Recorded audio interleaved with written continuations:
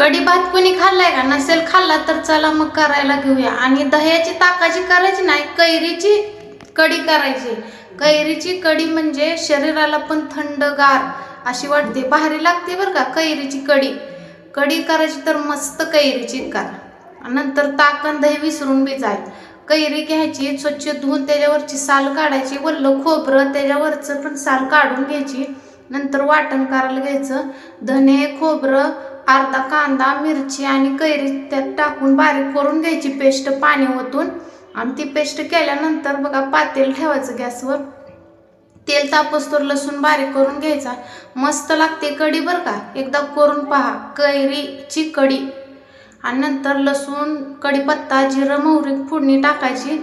आणि नंतर हळद टाकून चांगलं हलवून ती पेस्ट टाकायची, पाणी ओतायचं लागल तेवढं, मीठ टाकून कोथिंबीर टाकून चांगली उकळू द्यायची आणि भातावर घ्यायची मस्त.